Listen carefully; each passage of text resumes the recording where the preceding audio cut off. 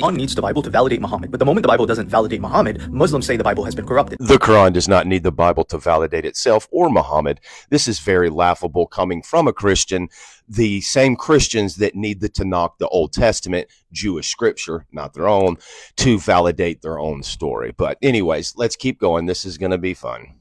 Now, this is a huge problem because we end up running in a circular argument. The Quran acknowledges both the Torah and the Bible to be real revelation from God. In Surah 7:157, Muhammad is said to be written in the Torah and the Gospel. This is a massive claim because it means the Quran is appealing to previous revelation that Muhammad is a true prophet. First, the Quran doesn't mention the Bible. It specifically names the Torah, Psalms, and Gospel. Second, this isn't circular reasoning. The Quran calls itself the final authority that confirms and corrects earlier scripture. Third, Christians do the exact same thing. Jesus himself references the Tanakh, the Old Testament, in Matthew 5:17, Matthew 15:6, Mark 7:13, I believe. So if you're saying the Quran needs prior books to prove Muhammad, then by your own logic, Jesus needed the Tanakh to prove himself.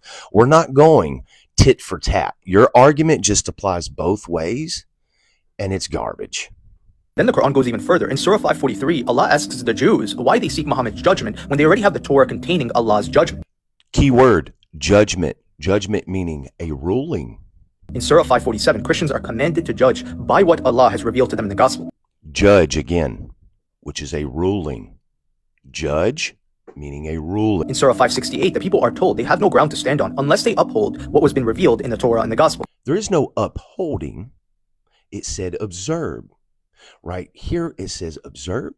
The other one said judge, and the other one before that said judgment. We're seeing a pattern in Surah 5 that it's speaking about the law, that Jews and Christians do not obey or observe the law that God put in front of them.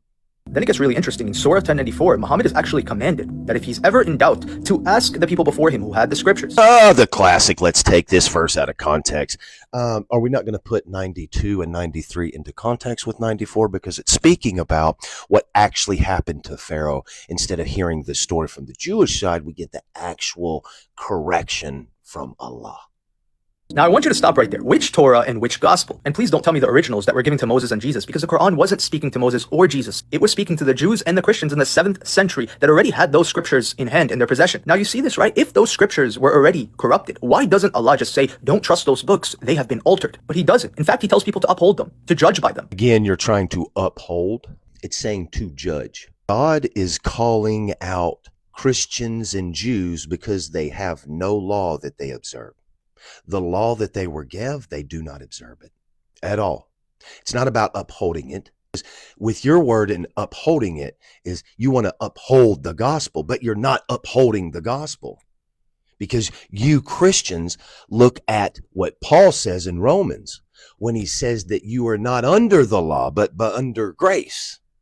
But Jesus himself said he did not come to abolish the law, but yet to fulfill it. And even went a step further and said, if you lustfully look at a woman to pluck your eyeball out. So he went one step further than this.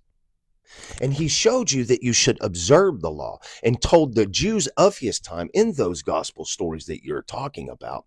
He told the people to observe the law. But yet Paul comes around and tells you not to.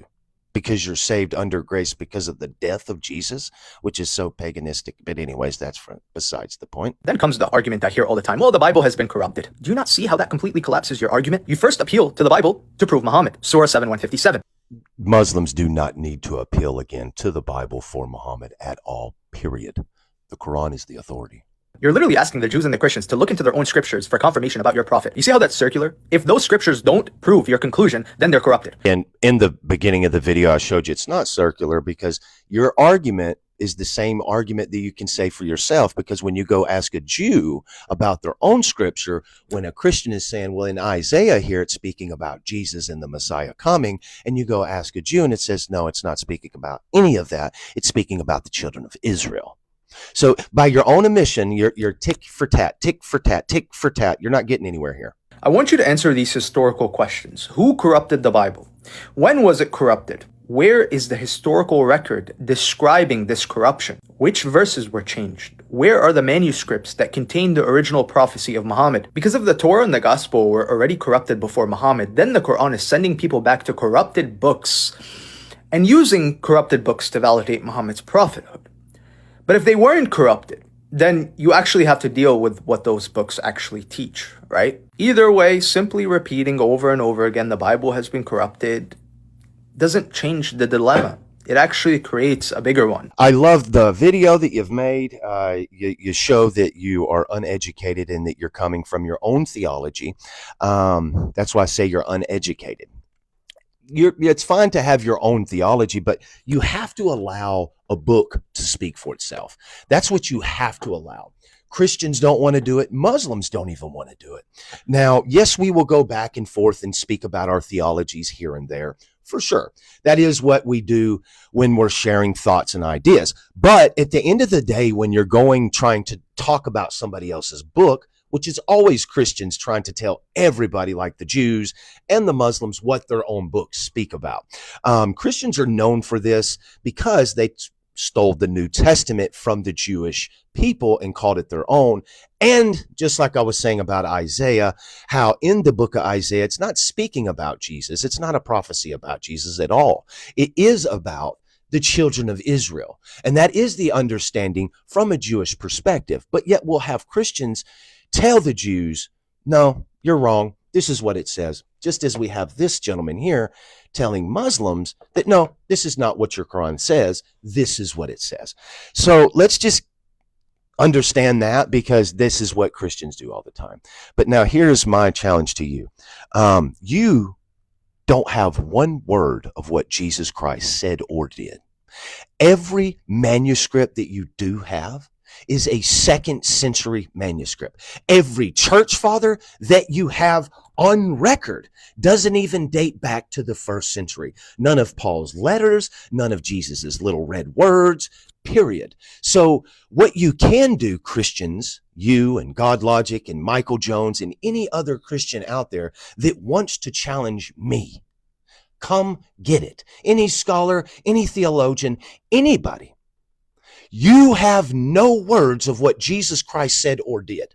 You have no historical figure that even has a story of Jesus that you can pinpoint. What we have right here in the Quran is a historical figure in the Prophet Muhammad, peace and blessings be upon him. And we can trace his historic